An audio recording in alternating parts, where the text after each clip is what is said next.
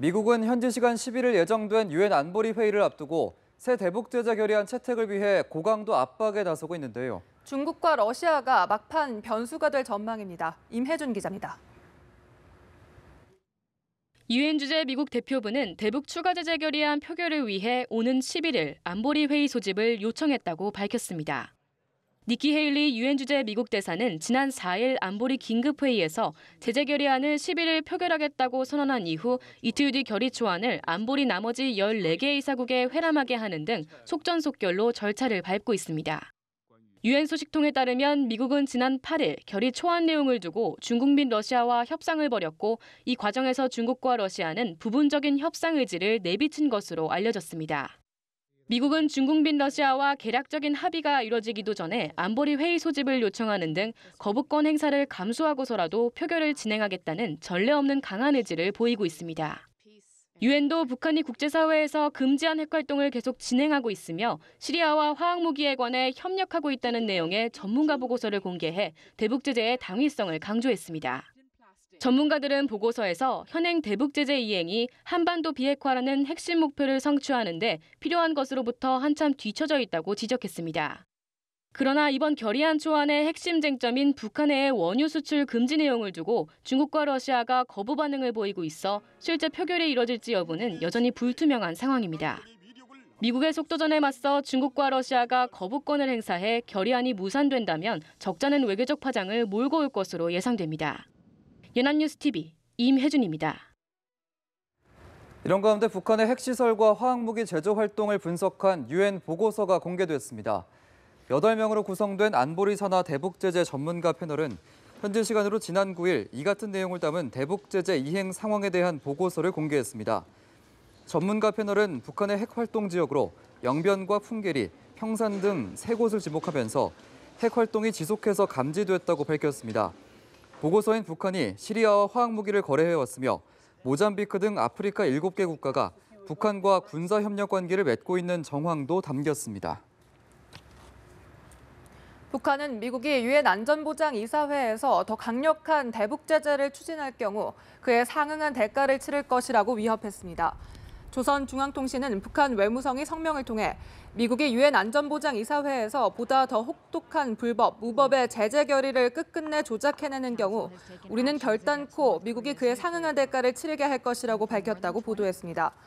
북한 외무성의 이 같은 성명은 미국이 유엔 안보리에 북한의 6차 핵실험에 따른 추가 대북 제재 결의안을 표결해 줄 것을 공식 요청한 것에 대한 견제 조치로 풀이됩니다.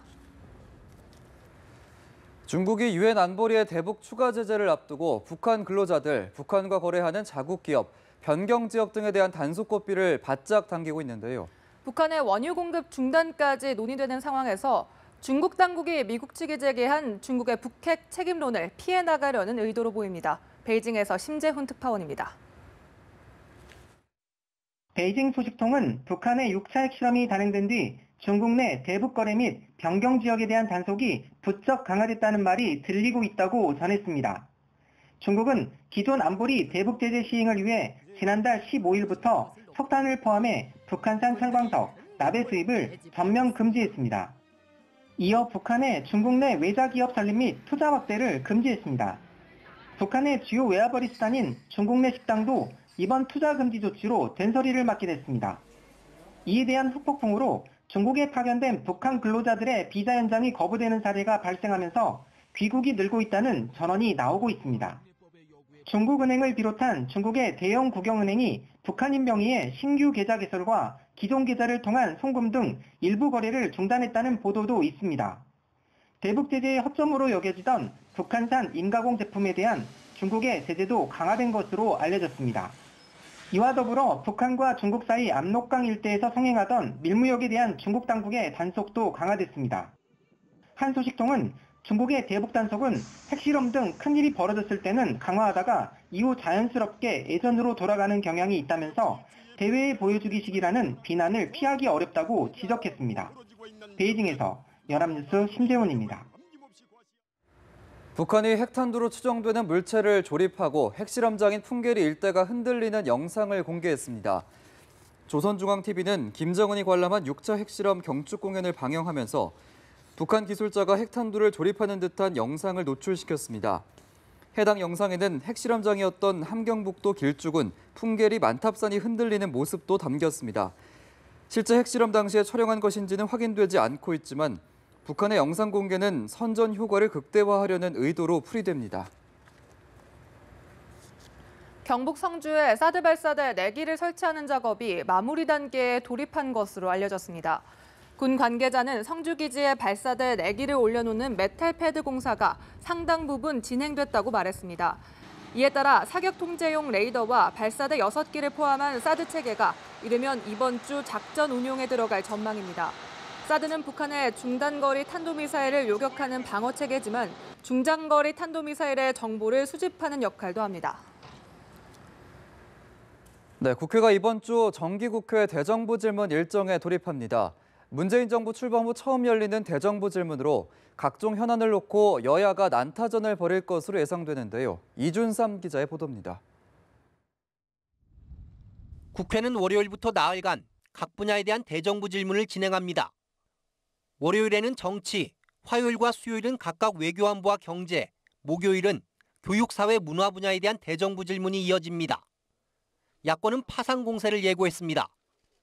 정용기 자유한국당 원내대변인은 언론자유 문제와 권력에 의한 방송장악, 퍼주기식 포퓰리즘 등을 집중 견제하겠다고 말했습니다. 야권은 정치권이 최대 의제로 부상한 북핵 문제와 함께 문재인 정부의 복지, 탈원전, 사법부 및 방송개혁 등에 공세를 집중할 것으로 예상됩니다. 여당은 이에 대해 견제구를 날리며 경계감을 나타냈습니다.